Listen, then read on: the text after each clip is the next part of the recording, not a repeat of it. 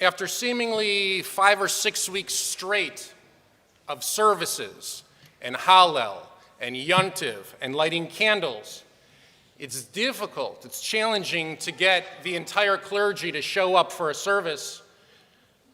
But if you have the Svadias and the Beisers showing up for a service, the entire clergy comes as well. Not only did we show up, but also the Torah showed up with the most magical parsha that we read the entire year.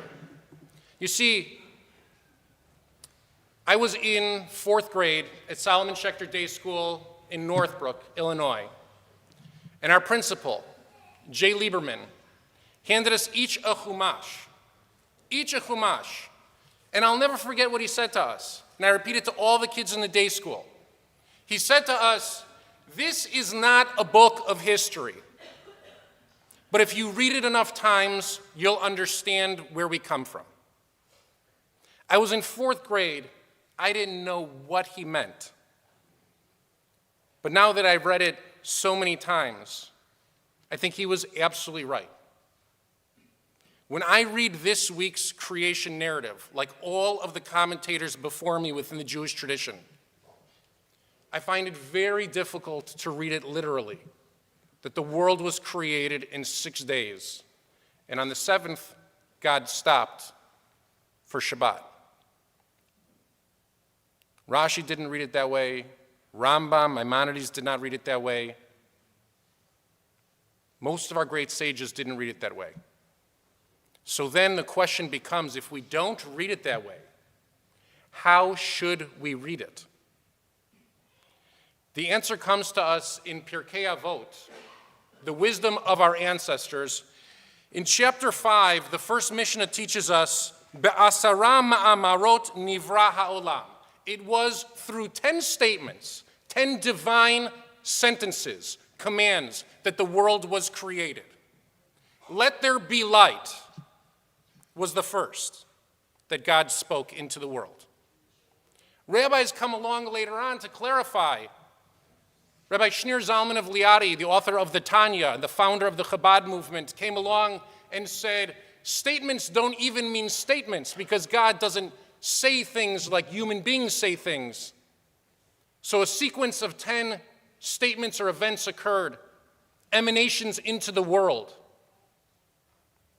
Rather than there be 6 or 7 stages, now there are 10 stages in which the world was created. V'halo b'ma'amar echad yachol lehi barot, the Mishnah asks. Wouldn't it be possible for God to create everything in just one statement? The answer clearly is yes, of course God could create everything, but the story that we're reading this morning is not about God creating the world. It's about how each one of us are a world and each one of us are created through these profound moments in our life.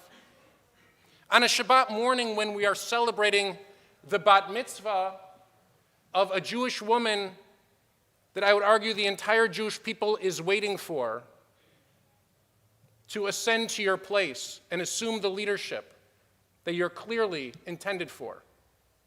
When we've waited for this long journey for baby Kira to finally arrive here to Los Angeles and ascend these steps up to the Torah, it's time for each of us to reflect on our own lives. What were the 10 moments, if we had to think, the 10 statements, when we look back on our lives that come to define, that come to change who we are as people? Baruch haba b'shem Adonai, I'm confident, was spoken at my bris. It was also spoken under the chuppah at my wedding.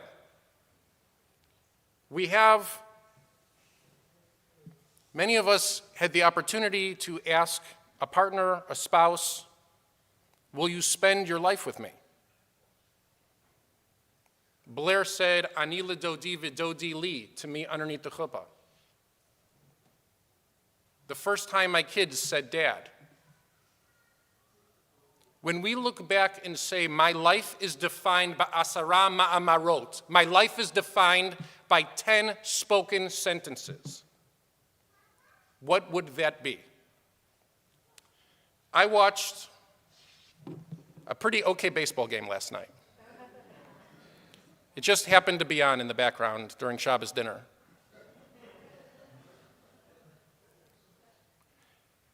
And the game was fine. The end of the game was spectacular. Now, a lot of you in this room think that what I'm talking about is the first time in baseball history a World Series game ends with a walk-off grand slam. But that's not what I'm talking about. I'm not talking about the distance of 409 feet. That's how long the ball traveled. That's not what I'm talking about that was spectacular. That didn't make me cry. What made me cry was that after Freddie Freeman walked up to face tonight's starter in a crazy twist of fate and received the second pitch and only pitch that he would throw last night, and after he took it and deposited it into the stands in right field, and after he turned around to the entire stadium and raised his hands because he had reached baseball immortality, and he dropped his bat like my kids do at their obnoxious Little League games, and he walked around the bases, and the whole team came out, and you saw in those privileged Yankees' faces despair.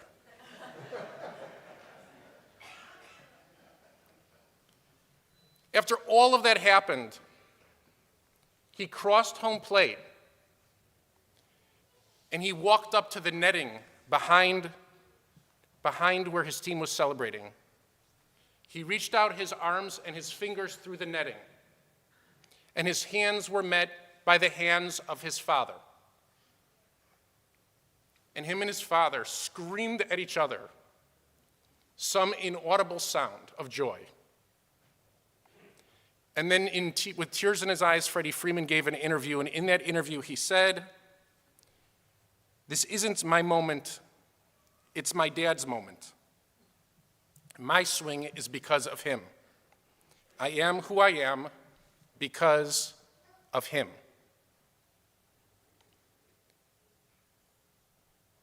He will be on the Mount Rushmore of baseball gods forever.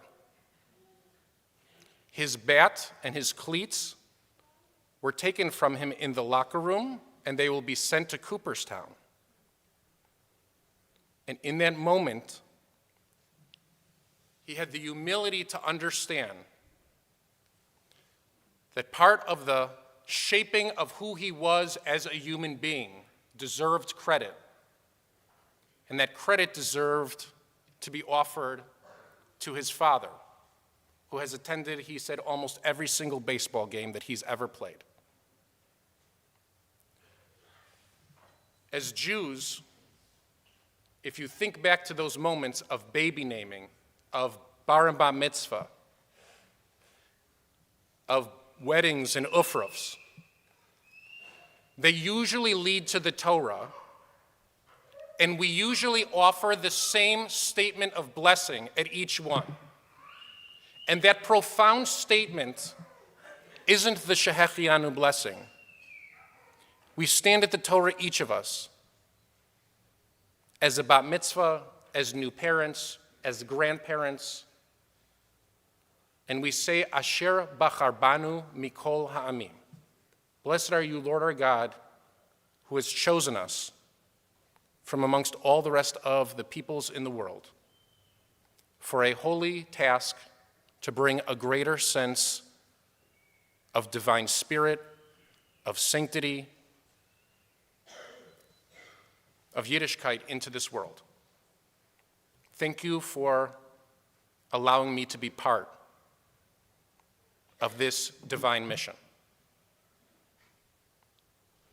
Asher bachar banu mikol ha'amim. I spoke those words, and I spoke them so many times in my life because my parents spoke those words. My blessing is their blessing is my grandparents' blessing, and back farther and farther and farther,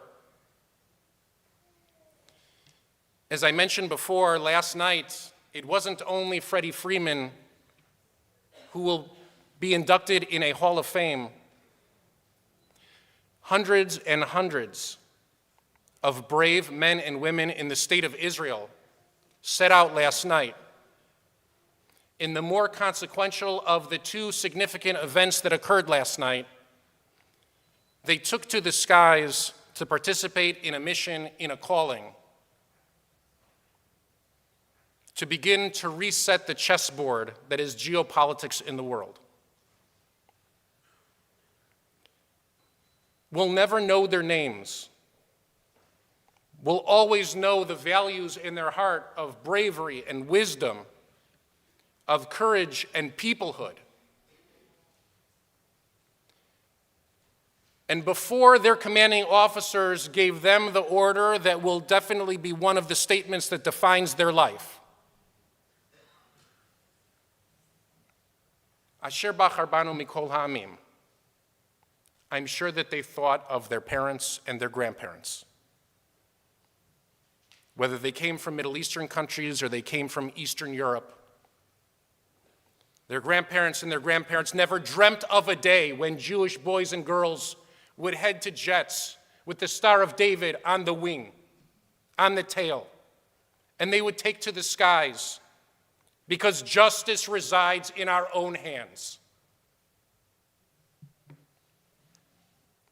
Hall of Fames exist in all different forms for people who do all kinds of marvelous things, for people who train and perfect their craft, who are called upon and rise to the moment.